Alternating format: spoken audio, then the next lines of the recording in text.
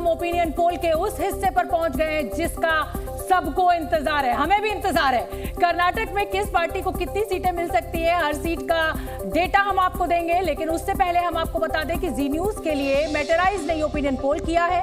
सबसे बड़े opinion poll में 2,80,000 लोगों का सैंपल लिया गया, यानी 2,80,000 लोगों से सवाल पूछा गया है। सर्वे 29 मार्च से 30 अप्रैल के बीच किया गया है, जबकि ओपिनियन पोल का मार्जिन ऑफ एरर ±5% रखा गया है। यहां से हम आपको साफ कर दें कि ओपिनियन पोल है, ये चुनावी नतीजे नहीं है।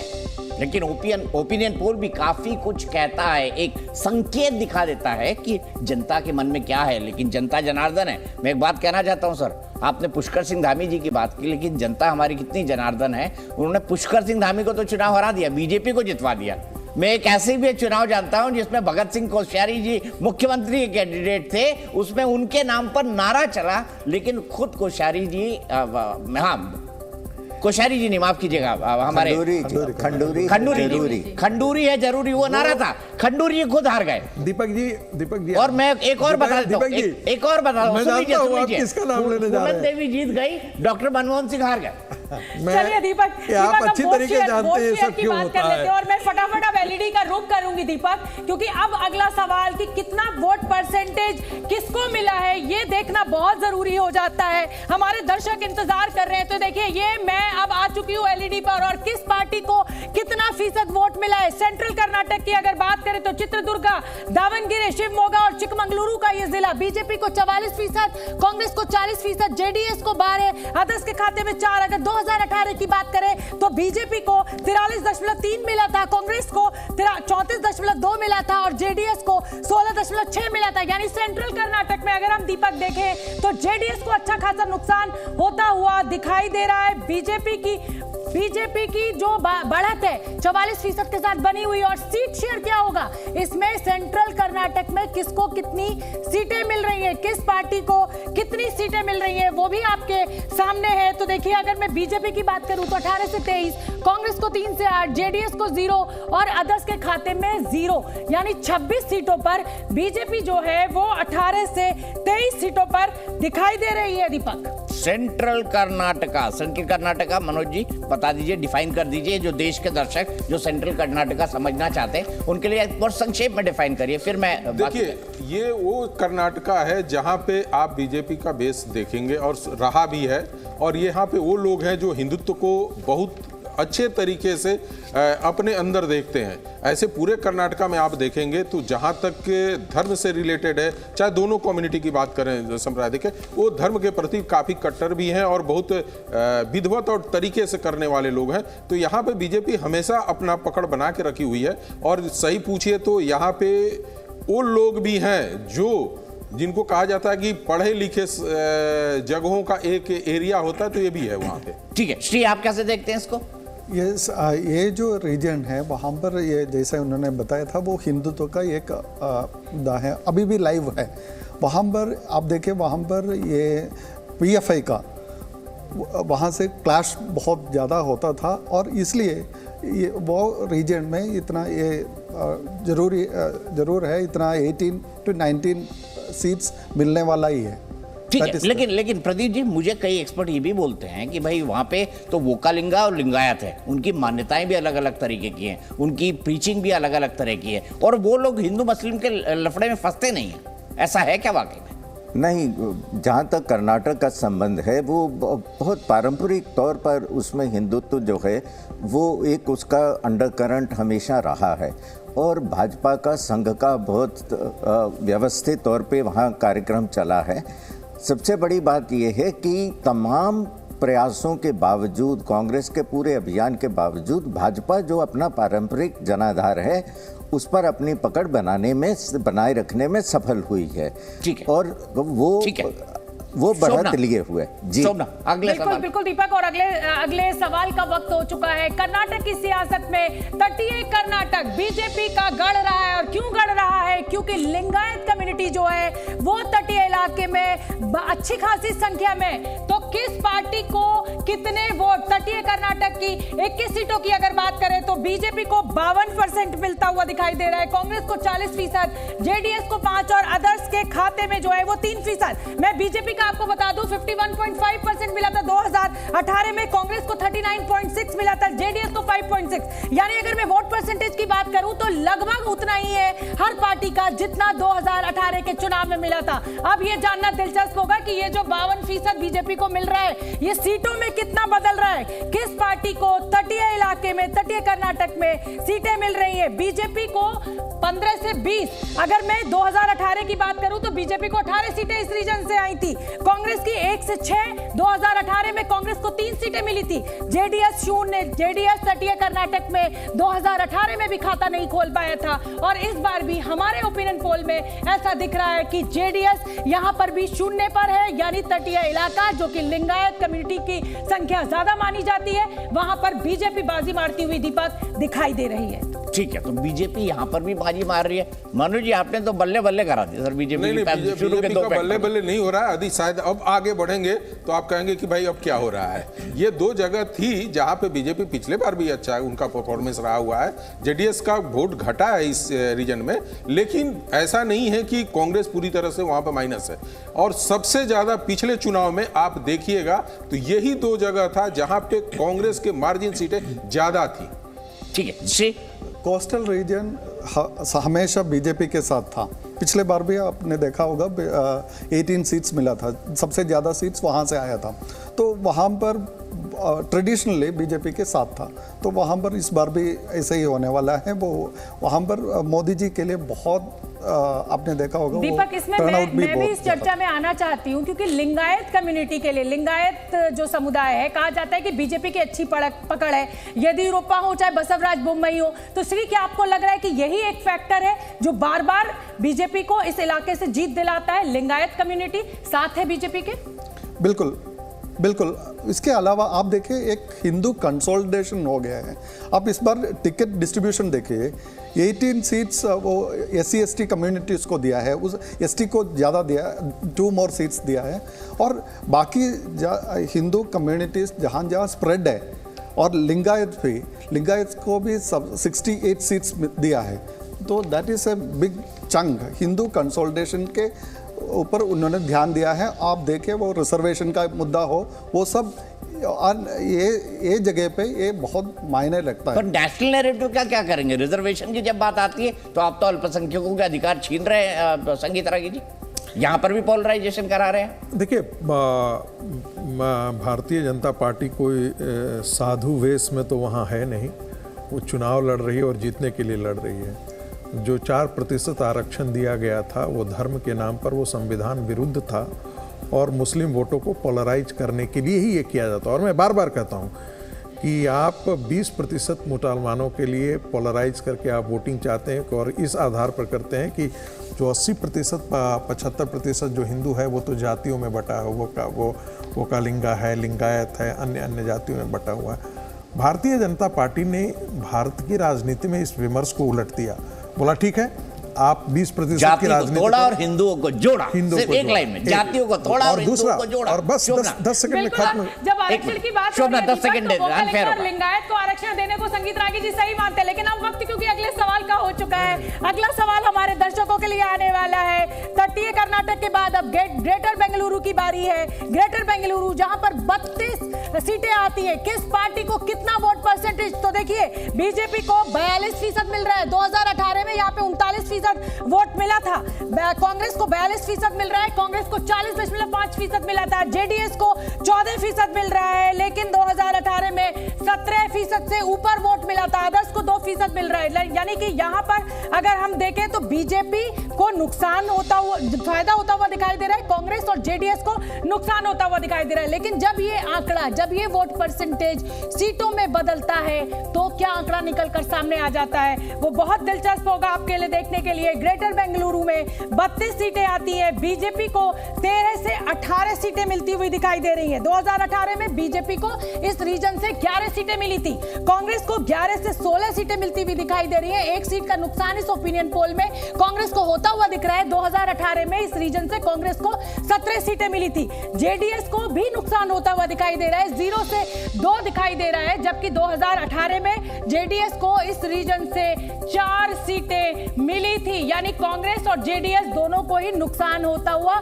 ग्रेटर बेंगलुरु में। बहुत बड़ा नुकसान नहीं है, 1-1, 2-2 सीट का है, लेकिन नुकसान तो नुकसान है, चाहे छोटा हो चाहे बड़ा हो। दीपक ठीक है, मनोज जी क्विक।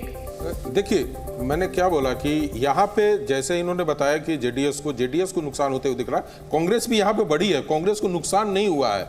और इसलिए हमारा 2 रीजन है जो वहाँ पे आप देखेंगे कि कांग्रेस और बीजेपी के वोट बड़े हैं, लेकिन सीटों में अंतर ज्यादा आता है। क्योंकि क्या है कि जो कांग्रेस का वोट है वो जेडीएस में डैमेज करता है। जेडीएस और इसका कांग्रेस का जो वोटर है दोनों एक हैं और दोनों में वोटरों का क्लेश रहता है, और यही कारण रहता है कि ये दोनों के वोट के डिवाइड होने से बीजेपी को हमेशा वहां। ठीक है, संगीत जी एक क्विक कमेंट आप जोड़ना चाह रहे थे कुछ मेरी उस बात। मैंने कहा कि जो दक्षिण भारत है, आप देखेंगे, मुझे याद है राम मंदिर मूवमेंट, और क्योंकि मैं उसमें काफ़ी दिलचस्पी से उससे जुड़ा हुआ था राम मंदिर मूवमेंट पे, साउथ से जो सबसे ज़्यादा पार्टिसिपेशन था वो कर्नाटका था, और उसका इमीडिएट असर पड़ा लोकसभा चुनाव में। कांग्रेस जो भारतीय जनता पार्टी थी एक बहुत अच्छा प्रदर्शन की, और उसके बाद आप देखेंगे कि कर्नाटक में उत्तरोत्तर प्रदर्शन करते आया है। तो हिंदुत्व का जो कंसोलिडेशन है वहाँ हुआ है। दूसरी बात आप देखिएगा, पिछली चुनाव के अंदर भारतीय कांग्रेस पार्टी ने पीएफआई के काडर को छोड़ा था, और पीएफआई को उन्होंने यूज किया था विधानसभा के चुनाव में। ये मुद्दा इस बार जरूर निश्चित तौर पर जनता के मन में होगा, और खासकर जो इधर जो घटनाएं घटी हैं, और जो खास करके योगी जी के जाने के बाद जो योगी जी ने विमर्श को नए दिशा में ये किया है, ये कहीं ना कहीं कर्नाटक के जनता के मन में आएगा। और यही कारण है, आपने देखा होगा कि इस मुद्दे को योगी जी ने भी उठाया है, अमित शाह जी ने भी उठाया है, और नड्डा जी ने भी उठाया है। बाकी एक के बाद उस दिशा में भारतीय जनता पार्टी के नेताओं ने उस विमर्श को खड़ा करने की कोशिश की है। तो मैं श्री आपके पास आऊंगा, लेकिन शोभना के पास डाटा के लिए चलता हूं। लेकिन मेरा क्विक सवाल याद रखिए आप, मेरा बड़ा सीधा सवाल। मैंने इनसे पूछा, बीजेपी ने जातियों को तोड़ा और हिंदुओं को जोड़ा, बिल्कुल। लेकिन क्या ऐसा यहाँ पर होगा? शोभना अगले डाटा के बाद। ठीक है, अब हैदराबाद कर्नाटक की बारी है। यहाँ पर लिंगायत के साथ साथ रेड्डी ब्रदर्स का भी असर है, जो पारंपरिक तौर पर बीजेपी के समर्थक माने जाते हैं। लेकिन इस बार हैदराबाद कर्नाटक में बीजेपी को कांग्रेस ने कड़ी चुनौती दी है। जी न्यूज और मैटराइज सर्वे का ये आंकड़ा आपके सामने है। हैदराबाद कर्नाटक जहां पर 40 सीटें आती है, बीजेपी को 42% यहां पर वोट मिल रहा है। कोई बहुत नुकसान नहीं हुआ है। 2018 में 39% से ज्यादा वोट मिला था, कांग्रेस को 43% वोट मिल रहा है। कांग्रेस को भी कोई खास यहां पर फायदा नहीं हो रहा है, 42 से ऊपर ही परसेंटेज वोट मिला था। 10% जेडीएस को मिल रहा है। जेडीएस को यहां पर 2% का नुकसान इस ओपिनियन पोल में दिखाई दे रहा है, क्योंकि 12% वोट जो था वो जेडीएस को 2018 में मिला था, अदर्स के खाते में 5% गया था। यानी अब हमें देखना है कि हैदराबाद कर्नाटक में ये जो 40 सीटें हैं उस पर किसको सीटों में ज्यादा बढ़त मिल रही है। बिदर, कलबुर्गी और रायचूरू का ये पूरा इलाका, बीजेपी को 12 से 17 सीटें यहां पर हैदराबाद कर्नाटक में मिलती हुई दिखाई दे रही है। 2018 में 15 सीटें मिली थी। अगर मैं कांग्रेस की बात करूं तो 19 से 24 सीटें मिल रही है इस ओपिनियन पोल में। 21 सीटें कांग्रेस को 2018 में मिली थी। जेडीएस को यहां पर 1 से 3, जेडीएस को 2018 में 4 सीटें मिली थी।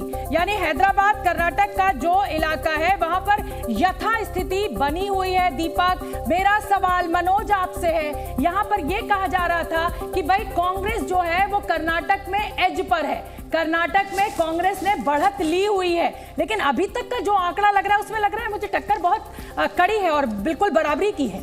देखिए, कांग्रेस जो है चुनाव के पहले हमेशा ही वो टक्कर देती है बीजेपी को, लेकिन जैसे चुनाव समाप्त हो की ओर जाता है तो क्यों कांग्रेस पिछड़ते जाती है बताना बड़ा मुश्किल है। ये वो एरिया है, जैसे कर्नाटक में 3 रीजन था, एक तेलंगाना से रिलेटेड है, एक बम्बे से रिलेटेड है, एक हैदराबाद से रिलेटेड है, और तीनों का फ्लेवर देखिएगा कि वोटर जो है उसी तरीके से रिएक्ट करता है वोट देते समय कर्नाटका का। उनको कर्नाटका के मुद्दे से उतना लेना देना नहीं है, वो वहाँ से प्रभावित होते हैं।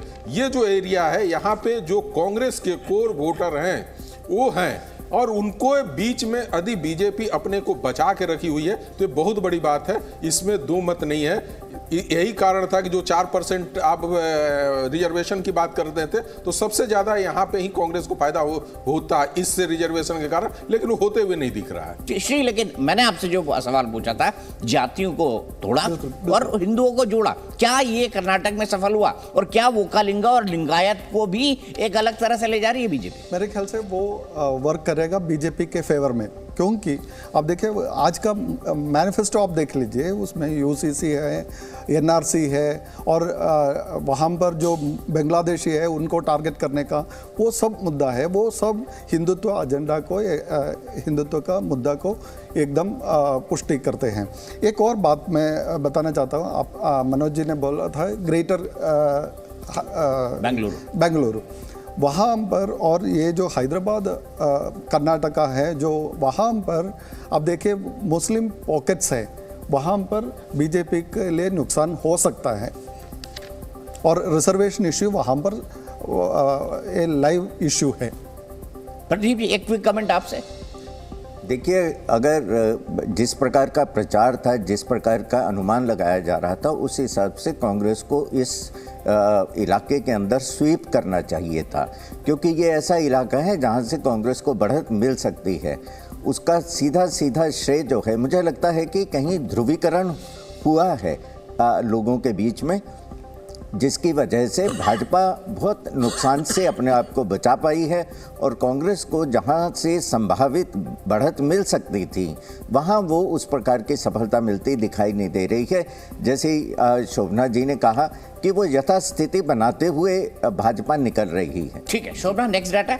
बिल्कुल, और अब मुंबई कर्नाटक की बारी है दीपक, और लोग बड़ी बेसब्री से इंतजार कर रहे हैं। मुंबई कर्नाटक में भी लिंगायत समुदाय का दबदबा है, और सभी जानते हैं कि लिंगायत समुदाय बीजेपी के साथ बहुत मजबूती से खड़ा है, मजबूत दुर्ग है। किस पार्टी को कितने % वोट, यहाँ मुंबई कर्नाटक 50 सीटों का यहाँ से आंकड़ा आता है। बीजेपी को यहाँ से 46% वोट मिलता हुआ दिख रहा है। यहाँ पर बीजेपी को फायदा हो रहा है, क्योंकि 2018 में 44.7% वोट यहाँ पर मिला था। कर्नाटक कांग्रेस को, माफ कीजिए, 42% मिल रहा है। यहाँ पर कांग्रेस को भी फायदा होता हुआ दिखाई दे रहा है, क्योंकि 39% ही 2018 में मिला था। यहाँ पर जेडीएस को 5% मिलता हुआ दिखाई दे रहा है। जेडीएस का यहाँ पर लगभग 1.5% का नुकसान दीपक होता हुआ इस रीजन में, मुंबई कर्नाटक में दिख रहा है। कुल मिलाकर अभी तक जो मोटी मोटी तस्वीर आ रही है उसमें सबसे ज्यादा नुकसान जेडीएस को हो रहा है। अब हम सीटें देख लेते हैं मुंबई कर्नाटक की। ये जो 50 सीटें हैं, इस पर किस पार्टी को कितनी बढ़त मिल रही है।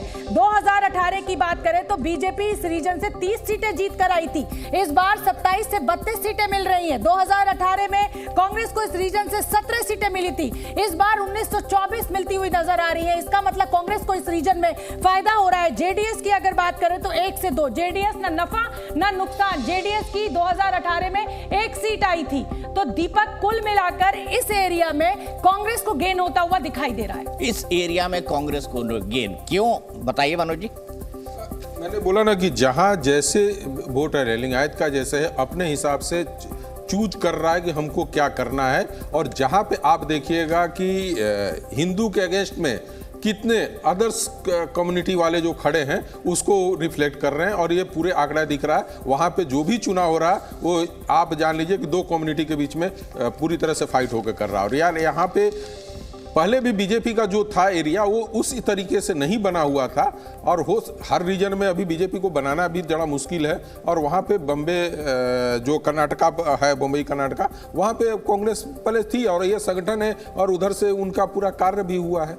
ठीक है श्री, मैं आपसे एक बात समझना चाहता हूं, जो बात इन्होंने बताई उसमें अगर आप देखें तो कर्नाटका को जिस हिसाब से आप देखते हैं उस हिसाब से कांग्रेस का सबसे बड़ा स्ट्रांग होल्ड अगर कहा जाए क्षेत्रीय छत्रों के हिसाब से डीके शिव कुमार वहां से आते हैं। फिर कांग्रेस इस तरह से क्यों मतलब पहले राउंड में इस तरह से दिखाई दे रही है ओपिनियन? नहीं, मेरे ख्याल से अभी तक कांग्रेस का आप देखें तो काम अच्छा हुआ है अभी तक, पर जैसे उन्होंने मनोज जी ने बताया था, वो जब से प्राइम मिनिस्टर आया है वो उनका पूरा मशीनरी, पहले बीजेपी का काडर थोड़ा सा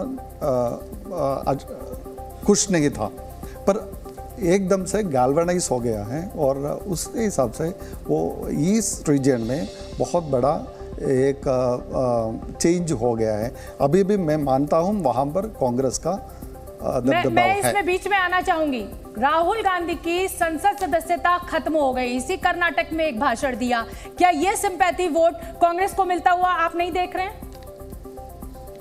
ये मेरे से प्रश्न है? बिल्कुल आप सोमना बता दूं कि ये वहां पे मुद्दा है ही नहीं और शायद नाराज होने वाले कम है, खुश होने वाले ज्यादा है। मैं सीधा सीधा ये बात बताऊंगा सदस्यता जाने से। ठीक है, मैं यहाँ पर जो पॉइंट मैं यहाँ पर आपको बताना चाहता, PFI श्री कितना इम्पैक्ट PFI पर जो कार्रवाइयाँ हुई, पहले PFI में अपने पॉलिटिकल विंग SDPI को खड़ा किया, एक पॉलिटिकल फ्रंट बनाया, और जो कर्नाटक और केरला में सबसे ज़्यादा बेस्ट है। बिल्कुल बिल्कुल, वो केरला से जुड़ा हुआ रीजन है ये, और वहाँ पर एक डिमांड भी है, ग्रेटर मलबार एक स्टेट बनाने का मुद्दा भी है। आप देखिए जहाँ यहाँ पर सबसे ज़्यादा गौरक्षक को मारा गया था वो PFI का बड़ा, और हिजाब वाला मुद्दा यहाँ से उठा था। तो ये जो रीजन है वो तो वहाँ पर एक लाइव इश्यू है हिंदुत्व। और बहुत आप देखिए एक और चीज़ है कि बांग्लादेशी एक इश्यू है। आप देखिए ट्रेनों में भरे भरे बांग्लादेश से आते हैं और क्राइम वगैरह बहुत बड़ा है। प्रदीप कौशल जी से भी जान लेते हैं ध्रुवीकरण की बात। कांग्रेस लगातार आरोप लगा रही है बीजेपी के ऊपर, और अब जब यूनिफॉर्म सिविल कोड की बात बीजेपी कर रही है, NRC की बात कर रही है, तो प्रदीप कौशल जी आप कैसे देख रहे हैं? और अब PFI की भी जब बात होती है तो लगातार विपक्ष यही कहकर हमलावर होता है कि साहब एक कम्युनिटी के खिलाफ आप ये सारा एक्शन कर रहे हैं, तो इसको आप कैसे देख रहे हैं? कांग्रेस काफी बातें बोल रही है। कांग्रेस तो अब लोहियाबाद के ऊपर उतर आई है। कांग्रेस तो अब ये कह रही है कि जनसंख्या के अनुपात में लोगों का कोटा जो है वो तय होना चाहिए। तो कांग्रेस तो अपना जो उसका अपना वो फिलॉसफी, अपने कार्यक्रम है, जो उसकी अपनी सोच है, कांग्रेस तो उससे भटक करके सब चीज़ आजमाना चाह रही है, लेकिन कहीं सफलता मिलती दिखाई नहीं दे रही। जैसे हम लोग भ्रष्टाचार के ऊपर बात कर रहे थे, वहाँ भी मैं ये बात जोड़ना चाहूँगा। पिछले चुनाव में चौकीदार चोर है का नारा लगा था, राफेल को लेकर के नारा लगा था, लेकिन जनता ने उसको स्वीकार नहीं किया और वो सोच रहे थे कि भ्रष्टाचार इस सरकार के विरुद्ध, भाजपा के विरुद्ध एक बड़ा विषय बना करके वो आगे आएंगे तो उनको सफलता मिलेगी। नहीं मिली, बल्कि उसके विपरीत कांग्रेस के विरुद्ध 2G का आरोप लगा। तो आप देखिए कि भारी संख्या में लोगों ने उस पर विश्वास किया और विरुद्ध वोट दिया। उसी प्रकार से बोफर्स के ऊपर विरुद्ध वोट दिया। कांग्रेस तो सब आजमा रही है। मेरे को अगले डाटा पे जाना है, आप अपनी बात एक साथ जोड़ के कंप्लीट कर दीजिए। और बिल्कुल अब मैसूर कर्नाटक की बारी आ गई है। मैसूर कर्नाटक की बात करें तो मैसूर, मांड्या, हसन, बेंगलुरु ग्रामीण, चिकबलपुर, कोलार और तुंगारू का ये इलाका, यहाँ पर सीटें आ चुकी हैं। किस पार्टी को कितना वोट परसेंटेज मिलने जा रहा है? मैसूर कर्नाटक जहाँ पर 55 सीटें आती हैं, बीजेपी को 20% जो है वो यहाँ पर वोट मिल रहा है और फायदा होता हुआ दिखाई दे रहा है इस रीजन में, क्योंकि 17.5% वोट जो है वो 2018 में मिला था। कांग्रेस को 38% इस बार दिख रहा है, कांग्रेस को भी फायदा हो रहा है। यहाँ पर 34.7% 2018 में मिला था। जेडीएस को यहाँ पर 41% मिलता हुआ दिखाई दे रहा है, 38.5 मिला था 2018 में। यानी बीजेपी, कांग्रेस और जेडीएस तीनों ही पार्टियों को अगर हम वोट परसेंटेज की बात करें तो फायदा हो रहा है और नुकसान जो हो रहा है वो अन्य को हो रहा है। 9.2% मिला था 2018 में, जो इस बार 1% में बदल गया है। अब ये वोट परसेंटेज जब सीटों में बदल रहा है तो कितनी सीटें मिल रही हैं? बीजेपी को 8 से 13 सीटें मिलती हुई यहाँ पर दिखाई दे रही है। 2018 में इस रीजन से 9 सीटें बीजेपी को मिली थी, कांग्रेस को 18 से 23 इस आंकड़े में दिखाई दे रही है, लेकिन कांग्रेस को यहां से 17 सीटें मिली थी। 24 से 29 सीटें जेडीएस को मिलती हुई दिखाई दे रही हैं। 2018 में यहां से 17 सीटें जेडीएस को मिली थी, अन्य के खाते में 1 से 2 जा रही है। 2018 में यहां से अन्य के खाते में 2 गई थी। तो कुल मिलाकर अगर हम यहां पर सीटों की बात करें तो किसी भी पार्टी में कोई बहुत बड़ा बदलाव नहीं दिखाई दे रहा है। मनोज जी, इस सवाल को लेकर मैं आपके पास आऊंगी, क्योंकि जब मैं 2018 के आंकड़े को देख रही हूं, चाहे मैं वोट परसेंटेज में देख रही हूं और चाहे मैं सीटों में देख रही हूं, एक आपने बड़ा सेफ सा जवाब है आपका। 17 सीटें अगर मिल रही हैं बीजेपी को 2018 में, तो आप 18 से 23 सीटें इस बार दिखा रहे हैं। ऐसे ही कुछ स्थिति कांग्रेस की है, इसको मैं कैसे समझूं? देखिए, सबसे पहले पिछले वोट परसेंटेज को आप समझिए। 36 पॉइंट कुछ लेकर बीजेपी आई थी और 38 पॉइंट कुछ लेकर आई थी कांग्रेस। लेकिन सीटों में आप बड़ा बदलाव देखती होंगी कि 106 सीटें इनके पास आ गया था, बीजेपी के पास 104 सीटें, 104 सीटें आ गई थी और वो जाकर 89 के करीब टिक गए थे। वोट परसेंटेज सीट से कोई लेना देना नहीं होता, एक चीज जान लीजिए। चूंकि क्या है कि यदि हमारे 40-50 कैंडिडेट यदि बड़े मार्जिन के साथ जीते हैं तो हमारा जब ओवरऑल वोट परसेंटेज पे जाएंगे तो बढ़ा हुआ दिखेगा। और जब भी हमारे मार्जिनल होंगे, कांग्रेस के साथ मैं यही बात आपको पहले बताया था कि कांग्रेस के 18 ऐसी सीटें हैं जो मार्जिनल है 1.5% के वोट से, माने 1.5% से लेके 0.5% तक जो 18 सीटें जीती थी। और बीजेपी के लिए ये सीटें जो है 18 सीटें, ये निकालना बहुत जरूरी है। और बीजेपी ने ये 18 सीटों पे काम किया है जहां पे कांग्रेस ने पिछले बार मार्जिनल सीटें। हम लोग अलग अलग तरीके से राजनीतिक समीकरणों के हिसाब से देखते हैं, स्टेटमेंट के हिसाब से देखते हैं। बीजेपी जो फील्ड में काम करती है वो सबसे पहले टारगेट करती है। ठीक है। और दीपक, मुझे दीपक, अब मैं और दीपक देखिए लगातार आपके साथ बने हुए हैं। लगभग सभी रीजन्स की सीटें हम आपको दिखा चुके हैं और सिर्फ 2 मिनट के ब्रेक के बाद आपको कर्नाटक की पूरी तस्वीर दिखाएंगे, तो कहीं मत जाइए, देखते रहिए जी न्यूज़ में। और दीपक लगातार आपके साथ बने हुए हैं।